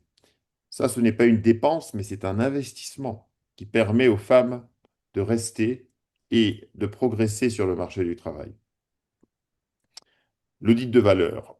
Les entreprises doivent passer de la bonne foi à la preuve statistique en utilisant ces outils de l'OIT pour auditer les biais de genre dans leurs algorithmes de recrutement et de promotion. La transparence. Suivre l'exemple des pays qui obligent à l'affichage des fourchettes salariales dès l'offre d'emploi pour limiter la négociation basée sur l'historique de salaire qui lui-même est souvent biaisé. Enfin, la neutralité du genre dans ce qu'on appelle le soin ou care. En transformant le congé de maternité en congé de parentalité, qui est obligatoire et égalitaire. C'est le seul moyen de neutraliser ce risque d'absence aux yeux des recruteurs.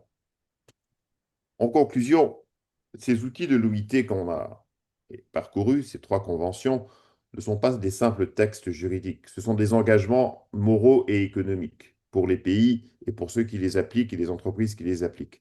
Convention numéro 100 sur le salaire, la convention numéro 111 sur la non-discrimination et la convention numéro 156 sur l'équilibre entre la vie professionnelle et la vie personnelle forment un écosystème complet.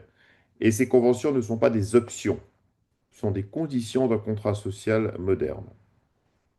Pour conclure, l'égalité des chances n'est pas une destination lointaine, c'est une série de décisions quotidiennes qui doivent être comment on promeut, comment on rémunère et enfin comment on valorise le temps d'une vie, le temps de vie. Je vous remercie. Merci beaucoup, merci. Voilà, comme vous l'avez dit, le cadre juridique est là, les outils sont là, mais on n'a pas pu encore les transposer dans la réalité, dans l'application. Pourtant, il y a déjà beaucoup de progrès qui ont été faits, mais ils ne sont pas suffisants. Il faut encore aller plus loin pour atteindre les objectifs qui sont ceux de ces conventions. Et vous avez à nouveau parlé des préjugés, qu'il fallait exclure les préjugés pour évaluer à sa juste valeur le travail des femmes. Et ne pas écarter une femme parce qu'elle est une femme. Et là, je reviens donc à la question que j'avais déjà posée. Et avant de passer à cette question, j'ai beaucoup apprécié également ce que vous avez dit concernant l'égalité. C'est un investissement dans la productivité. Donc, quand on va instaurer cette égalité entre les hommes et les femmes dans le cadre professionnel. Donc, l'égalité des chances. Mais on revient toujours à cette question de préjugés. Et je pose la question à tous nos orateurs. comment mettre fin à ces préjugés qui alimentent les stéréotypes qui se transforment actuellement en algorithmes, donc qui sont toujours là, et le cercle vicieux se continue. Qu'est-ce qu'on doit faire pour mettre fin à ces préjugés? L'éducation, changer les lois, qu'est-ce qu'il faut faire? Alors, je vous laisse à vous la parole, et I don't know, James, if you understood what I said, the question that I raised about biases. So Hervé talked about the international conventions of the ILO. The legal framework is here, but implementation is not what's needed yet. It's not there. So we need to change things. And Hervé talked about biases. You talked about biases. Dominique, Milagros, everybody, Sarah. So what should be done to end these biases, who are, because of these biases, we have stereotypes who are creating discrimination against women, and they are obstacles against the advancement of women's rights at work. So what can be done? What should be done? Would you like to start, James? Yes, please. No. No? No, of course, yes, no, I would. No, it's a very big question. And I agree. I mean, obviously, a legal foundation is a very important starting point, but there is a chasm between the legal foundation and some of the things that we've been talking about. So if we take my firm again, because it's the one that I know most about, we have implemented equal pay and many other measures for decades. These have been legal requirements. But as Hervé said, and as others have said, there is still a reason why we were not experiencing our talented female colleagues coming through in the numbers they should have come through to partnership. So, of course, it takes more. And you ask what can be done to overcome biases. The first thing, certainly in our firm, was training. You asked me earlier, the seminar, is training enough? Absolutely not. Absolutely not. But it is a fundamental starting point, because without training, people don't understand the issue. In fact, very often they don't understand that there is an issue. So how we've approached that is we start with the training, of course, but reinforcement has been really, really important. So the message is repeated again and again through our governance structures. Maybe I'll come back to how that works. The second thing is culture. There are some firms, no matter how much effort you make and how much training you give, the culture is such that it will never make a difference. We're lucky. We have a collegiate culture, reasonably caring culture, and we want to do the right thing by our people, but we also want to make sure that we don't lose good talent. And that business argument, people really listened when they understood the cost to our business of not implementing the types of measures that I've mentioned. We're just throwing away money, training talented people who then go somewhere else. The governance structures that we use start at the soft end, which is these daily action real equality committees that I mentioned to you. They keep reinforcing the message, but we also have rules. For example, when we organize seminars and webinars, and we run hundreds of these throughout the year, we have to have at least an approximate gender balance. In fact, in recent years, we've had more female representation than male. We have just some really fabulous female colleagues who can do that sort of thing so well. We also, when it comes to promotions, have a soft target of 50-50 every year for male and female partners. We are achieving that. We have achieved it in the last 5 to 7 years. Obviously, it depends on good people coming through. Some year, we may have some more females than males. Another year, it might be slightly more males than females. but actually at the moment 50-50 is we're reaching that the whole way through. Client pressures, more and more certainly of big international clients demand gender representation in the people who are serving them, on their deal teams, on their advisory teams. And that's a very good discipline for every law firm. That's the one thing that some of those firms I was talking about earlier will listen to is client pressures, but they also create quite a discipline. Our promotion and bonuses committees will look at the opportunities given to male and female candidates, and we'll interrogate partners putting people forward for promotion. Well, who else is there? What opportunities do they have? You're saying this person did all that. Let's just stress test, whether you are putting the best person forward or the person who you like most. So there's another discipline. The sponsors and the mentors in the firm are all senior equity partners, and the role of a sponsor is to tackle a partner who may not be giving somebody a fair representation on deals, business development, and so on. So we have those internal disciplines and governance measures. Our female partners, I can assure you, are very vocal and very effective at making sure that young female talent and emerging female talent is well looked after. And they are the strongest advocates within the firm for making sure that we all keep ourselves honest and fair. What else? I think actually what it comes down to, though, is not so much that we have these rules and governance structures, is our culture. Our culture is very open to that. And we put the rules and governance structures in there just to remind us to stay within the path that we have chosen to tread. So they would be ways in which we have tried to tackle bias and try to reinforce the position of our female talent through having guardrails to make sure that we don't stray outside. Qui va nous donner un autre point de vue ou bien répondre à la question? Milagros, Dominique, Sarah, Hervé? No, as I said before, I totally agree with James, and I think it's really important what he said to us today, because it's the practical way of doing it. But it's important at the end of the day. Figures are figures, and we can come here with lots of figures and numbers, and as I've shown, or maybe Hervé or whoever of us has already shown, and we know this is what is happening.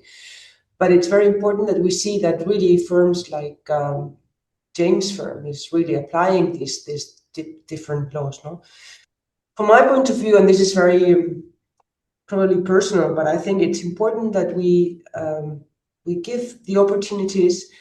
But of course, men and women are different themselves. I mean, we have different ideas of how we want to live and where we want to get. And the only important thing here is that if we really want to do it, that we can do it. And there's no barriers in there. And as I was saying in my presentation, if we go back what Ruth Ginsburg really had to deal with, remember that fortunately we had Ruth here it was a very nice presentation years before, maybe 1 or 2 years before she passed away. And for me, is a magical reference, meaning that, of course, they had to fight a lot, but they opened new ways and new paths that we all, after that, we used.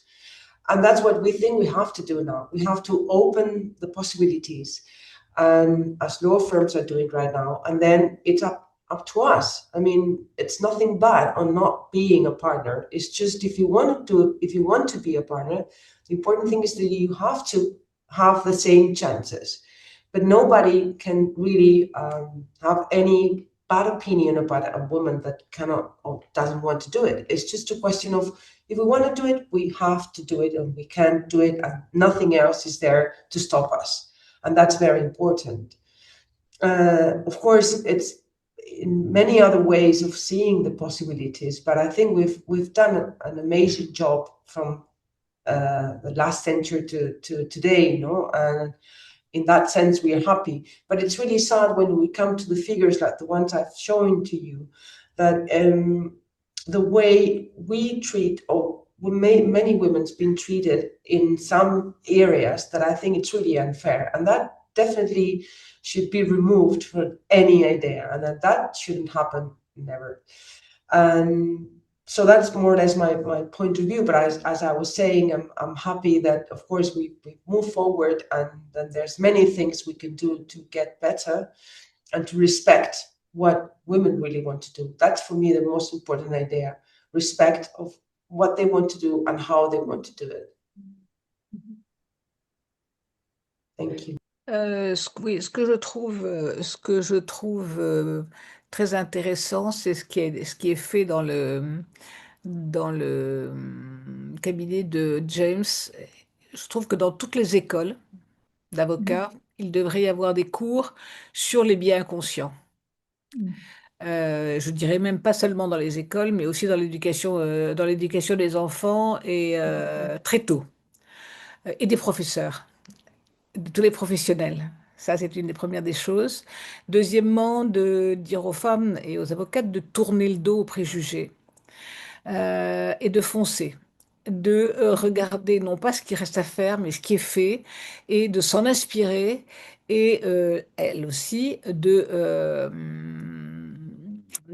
travailler sur justement ces biais culturels qui sont opposés aux femmes, sur la femme gentille, la femme obéissante, la femme qui écoute, la femme qui... bref. Elle aussi, de suivre attentivement ces cours-là pour justement, j'allais dire, se faire confiance.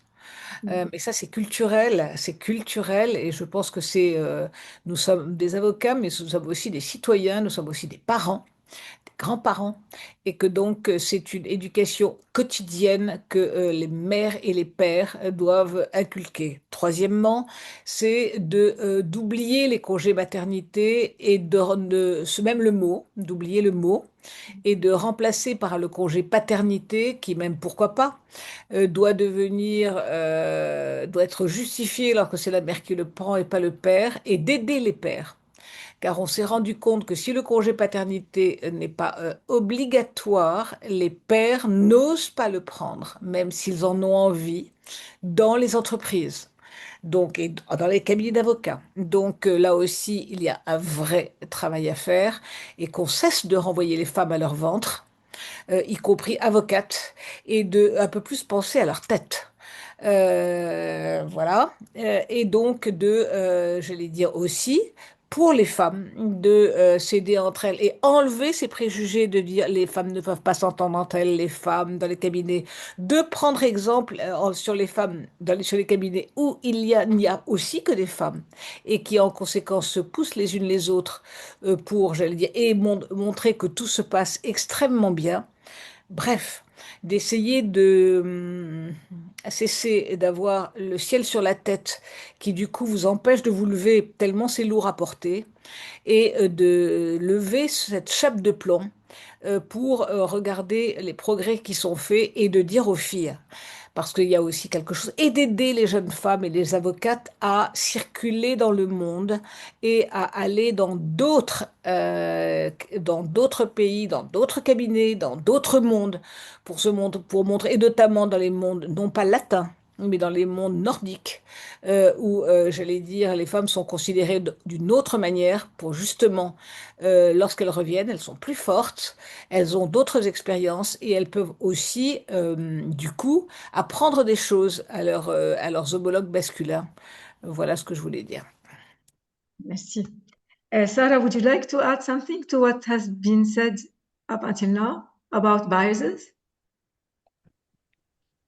Thank you. I think the only thing that I would add just briefly, because I know you're coming up to time, is that one thing that I've noted in the post-conflict justice mechanism is that there's this sense that women who have been survivors of sexual violence and conflict-related sexual violence would not want to work in this sphere, that they would not want to be faced with this or be advocates. And my experiences, especially being directly in country and conflict zones, is it's the exact opposite. And that these women are some of the strongest advocates. They can be some of the most resourceful and trusted in working with survivors. And that they do have that strength. But then, as the other speakers noted, in a lot of these societies, women's inequality is so ingrained that it becomes very difficult to even get women into the room, to have them on panels at tables, to give them those positions of authority. And so, it is a pervasive problem, but I think, especially, a lot of the examples James was giving about what his firm is doing, I think those are things that we really need to take more broadly into the legal profession globally and implement, starting from the youngest age of children and really in the educational systems as well. Thank you, Sarah. Je reviens à Hervé qui nous a donné un exposé très intéressant, très important des conventions de l'OIT. Il y a tous les principes sont là, tous les concepts sont là. On a parlé maintenant de la culture. Donc, il y a des problèmes déjà dans la culture, du respect de cette égalité des chances. À ton avis, Hervé, est-ce qu'il faudrait que les législations incorporent dans les textes les principes qui sont contenus dans ces conventions pour pouvoir opérer un changement? That would be, I'll speak in English to keep the balance. Yes. That would be ideal, in my opinion, if individual countries or like the EU would include this. I mean, for instance, in the US, some of these concepts are generally included in some federal legislative bodies or actually acts, but the issue is very often at the state level, it's not always the case. Obviously, some states are more progressive than others in the US, so that makes a big difference. But yes, I think there should be at some point something that obliges the countries or the state to adopt these rules, so that the equality can be found and can be used in any type of profession, not only for lawyers in the workplace. Yes, that would be ideal, but I think it's a very difficult way to do it, to oblige states to do it, especially when it comes to UN conventions, because obviously the anything compared to the UN comes from the UN, especially in the US currently, doesn't have a very good reputation. So that's an issue. Okay, thank you. Bon, alors là, we come to the end of this webinar. It was really interesting. Discussions were very highly interesting.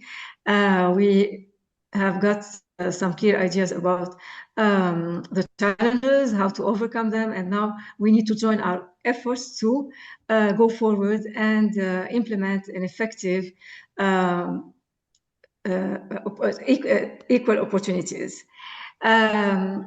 Mais je voudrais vous inviter toutes et tous, les orateurs, les oratrices et les participants à ce webinaire, à notre prochain webinaire qui aura lieu donc le 9 septembre, et c'est la journée des femmes leaders des barreaux, Women Leaders of the Bar Day, where we are going to talk also about these challenges, but we will listen to women who have succeeded in overcoming these challenges, and they are a role model to follow.